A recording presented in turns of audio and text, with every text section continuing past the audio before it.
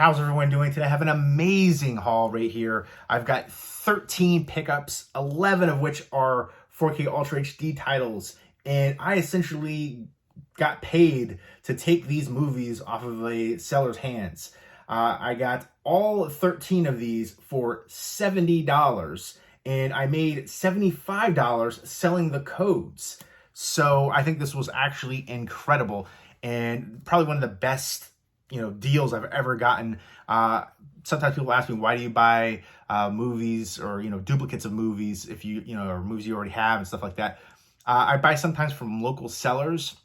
I remember before, like, Craigslist was the spot. I don't think anybody ever uses Craigslist anymore. There was like OfferUp, Let Go, 5 Mile. I don't think anybody uses those anymore. Now it's all like Facebook Marketplace or Mercari. You can even do like local Mercari stuff too, but I think they ship it to you. I haven't really dealt with that, but Facebook Marketplace is the main spot, and sometimes there's sellers that I've dealt with before, and they will have big lots of movies, and it's all pre-priced, and you don't squabble about any of the prices or anything like that, you take it off their hands and you run, because sometimes they'll have duplicates in here, and it's worth the price. Again, for this one especially, $70, and I got $75 off of the codes.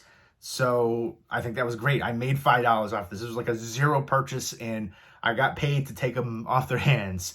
But first up, 3 copies of Edge of Tomorrow. I remember when the Blu-ray came out for this, they had the Live, Die, Repeat in huge, bold, and then it was like Edge of Tomorrow was real small, minute down there. This is actually a really good sci-fi action movie, time loop. And Tom Cruise, so many people crap on him, but I think he's an amazing actor. Check out his filmography on IMDB. Incredible. Let me know what your favorite Tom Cruise movie is. Vanilla Sky is one of my second favorite movie of all time, and I think it's an incredible remake. I think it is an improvement over the original Open Your Eyes in every single aspect. And again, Tom Cruise, just amazing. Top Gun Maverick, let me know if you saw that. But Minority Report definitely needs a 4K release. It's one of the ones that I'm looking forward to the most, hearing an announcement for that, and I feel like it's long overdue. And I like Emily Blunt a lot as well. I think she's really talented, and this is a new release, so to be able to get 3 copies of this, let me know if you're interested, because all these are going to be for sale, and the whole goal is I'm trying to make some money off of these too. I already made money off of selling the codes, but I think this goes for like $27, something like that, on Amazon. So probably I'm gonna take a bit off of that, especially since I sold the codes. But I'm not gonna sell it for $5 or anything like that. Take that in consideration. But there you go. 3 copies of Edge of Tomorrow, really good sci-fi action movie. Let me know what your favorite sci-fi action movie is too. Next up is 3 copies of Giant, another new release. And this of course, was the last film that James Dean did. I'm not going to ask you what your favorite James Dean movie is, because he essentially was only like a lead star in 3 movies. But let me know your favorite Elizabeth Taylor movie. East of Eden was really good too. And of course, Rebel Without a Cause is a classic, but Rock Hudson's in here too. Let me know your favorite Rock Hudson movie. But definitely let me know your favorite Elizabeth Taylor movie, because I feel like she has been in a ton of great ones that you can choose. I feel like Cleopatra, I'd love to see like a 4K release for something like that too. I think a lot of these older films can really benefit from the 4K treatment.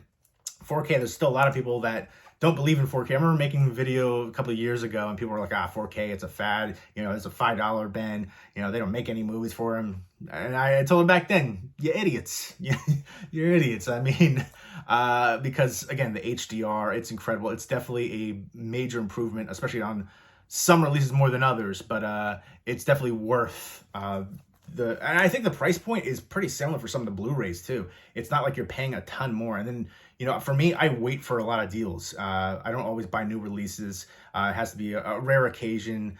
Sometimes I'll get it for like the slipcover if I have worried the slipcover's not gonna be around for a while, but I look for deals, I wait for sales. So a lot of times you can get the 4Ks for, $15, $10, something like that.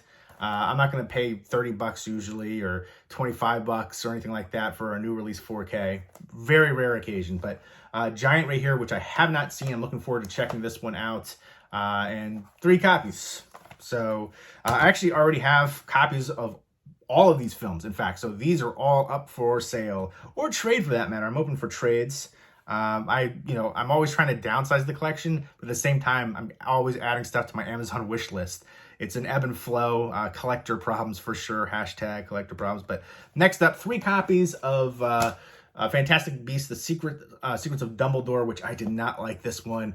There was a new kind of plot introduced here, which at least I don't remember it in the previous films, which I don't feel like, I don't know, it was, they're playing certain elements up, and then I just feel like this one had inconsistent pacing, and it was just definitely the worst of these Fantastic Beasts movies. Some good visuals and stuff, and I love that slipcover. I think the slipcover looks amazing.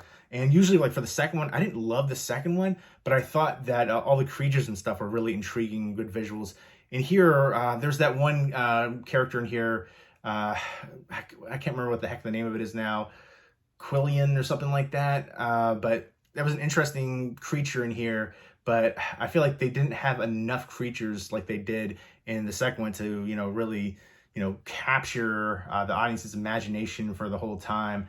And I don't know, this was definitely not one that I thought was, it was a rough one to sit through, and it just felt messy and it felt flat and it just didn't work. Ezra Miller's in here too, and I feel like his character, I don't know, it felt like kind of thrown and forced too. And I don't know what's going on with him. You're hearing a lot of crazy stuff about him, but I think he's a really talented actor. We need to talk about Kevin was incredible. Just that one is like a super disturbing mainstream movie, so definitely check out that one. But yeah, this one I did not enjoy that one. And I don't know if I have a copy for myself too, and I was kind of keeping it because I have the rest of the Fantastic Beasts movies. And Johnny Depp deserved to be in this. How is Amber Heard in the new Aquaman, and she's still getting roles. And it's one of those things. I remember I posted a drawing of Johnny Depp I did forever ago when all the stuff was coming out and Amber Heard was accusing him and stuff. Somebody commented on Twitter, "Read the room, dude." I was like, at the time I didn't hear about it. And my response was, I think he's built up enough goodwill in Hollywood over the past, 40 years to, give him a fair chance, guilt or innocent till proven guilty, except on social media, apparently. It's guilty before proven innocent. And here we are, and you hear the things that come out, and there's a lot of Amber Heard supporters too. And I mean, it's mind-blowing to me. Watching some of the clips of the trials and stuff, like it was her behavior. I feel like as far as communication-wise, there's so much nonverbal communication that you can read, and it was just so clear and obvious with her that it was just faked and forced, and she's not a good actress. I remember seeing her I like to Drive Angry, but there's a few other films, but she was never great. And again, I think he's built up enough goodwill in Hollywood. You had some of his previous exes and stuff step up, and you hear she shat on his bed, like trying to blame the dogs. Just the craziness that she is caught lying about, and it's just so absurd to me that people can support her. And I don't know, it blows my mind. But yeah, the whole time is like, it seems really out of character for him, the things that were being accused of him at the time. So I think he should have been in here. It would have helped. I think he's a great actor. Let me know what your favorite Johnny Depp movie is. I know people were posting during the trial Johnny Depp movies, and I remember like nobody... Some of the ones that I thought were like some of my favorites, Dead Man, Jim Jarmusch's Dead Man is like one of my all-time favorite movies. Nobody posted that, and I was posting about it. I think one other person posted, but they had never seen the movie yet. But that one is an incredible movie, very surreal movie, black and white movie. Definitely check Dead Man out. Great performance from Johnny Depp.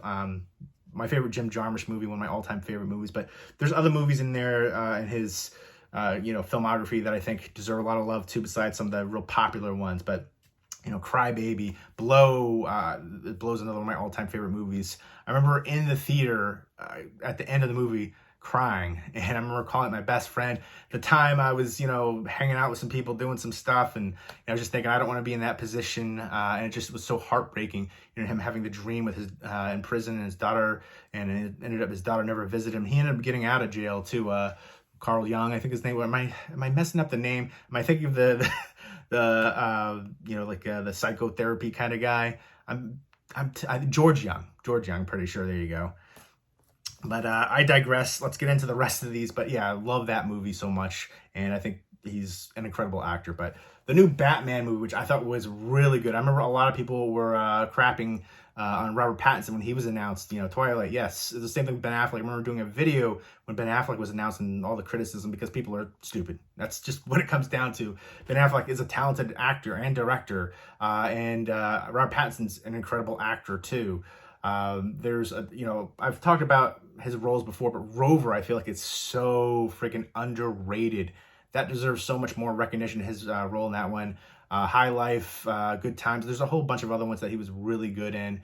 And I thought he was excellent here as Batman and Bruce Wayne. And this one was, I felt like, more grounded in reality than any other Batman movie. And Paul Dano in here is the Riddler. The whole cast really worked well. And it was dark and gritty and just amazing. I've talked about this film a bunch already. I love the heck out of it. And 2 copies on 4K, and I already have a copy myself. So again, 11 4K titles right there. I mean, you think of the price point, essentially like $70 would be like 3 of these right here with taxes and stuff. Right? Is that right? 50, more than that. Yeah, actually, this would probably be $75, not including taxes right here over that. So that's all the rest, just, a little extra. And then 2 other ones that are just like so random in the stack, but it's like, they already have stacks pre-priced, and I'm not gonna, squabble, quibble, anything like that. And I was like, just pass it right here. Here's the money. This company that was really awesome. It's Flicker Alley, and I already have both of these as well. And this is Laurel or Hardy, early solo films of Stan Laurel and Oliver Hardy. Let me know what your favorite Laurel and Hardy movie or Laurel and Hardy movie is. And do you prefer Laurel and Hardy or Abbott and Costello? Or Three Stooges? Which is your favorite? All the Three Stooges 3, obviously. But I feel like they were all very famous, comedic characters and groups during that time period. Somewhat different, but somewhat overlapping as well. But these were from 1914 to 1926. And there's 590 minutes in here and a bunch of films right there. So I think that's actually really cool. Flicker Alley does a lot of these, older releases, a lot of film noir stuff, and their transfers are incredible. They work with, Black Hawk Films, like UCLA film restoration stuff, a bunch of Lobster, and just a bunch of film restorations and stuff like that. And they do an incredible job. If you like Criterion Collection as a film company, that releases some great films, especially film noir, definitely check out Flicker Alley. And this is brand new, still sealed. This one's brand new, still sealed too. The Beast Must Die, Return of the Lost Noir classic from 1952. Again, this is just this is kind of like a horror thriller, and it's just rescued and restored. So kind of mystery. A Spanish actor. It's a legendary Spanish actor in here, Narcisco Ibanez Menta. He suffers a tragic loss, and then seeking justice from the authorities, he adopts a new identity and looking for clues that will lead him to the culprit. And I guess there's just a lot of thrilling kind of like revenge aspects going on here. Who's the real killer and stuff like that, and a lot of like psychological drama and suspense elements going on here. But yeah, UCLA Film and Television Archive is involved here, and Hollywood Foreign Press Association, a bunch of different people involved.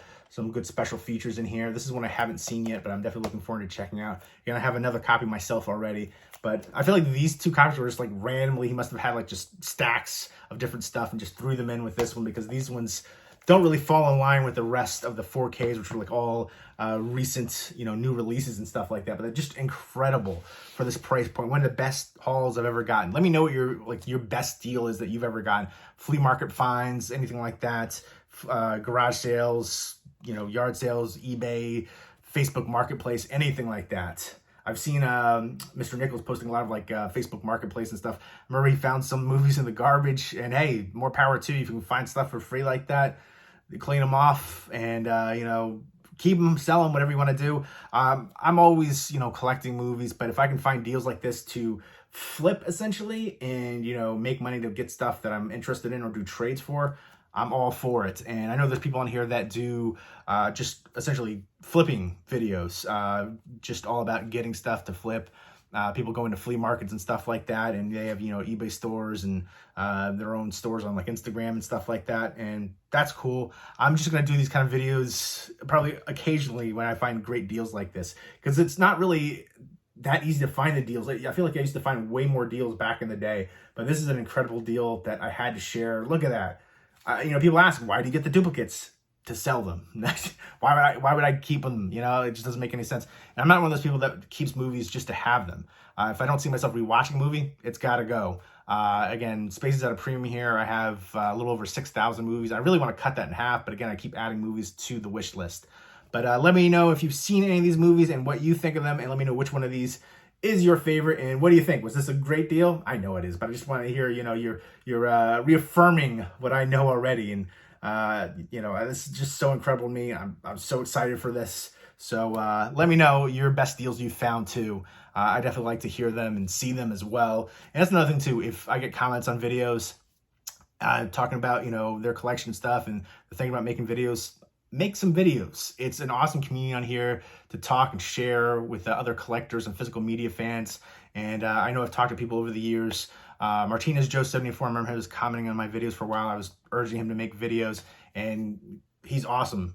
So I'm definitely happy that Joe and Maria are making videos on here. Great collection, nice people. And I always say that. I always try to get people to make videos if they're interested in it, because it's fun, and I like talking movies. I've been making videos on here for like 14 years or something crazy like that now, and I still have a fun time doing it, collecting and doing movie reviews and stuff like that.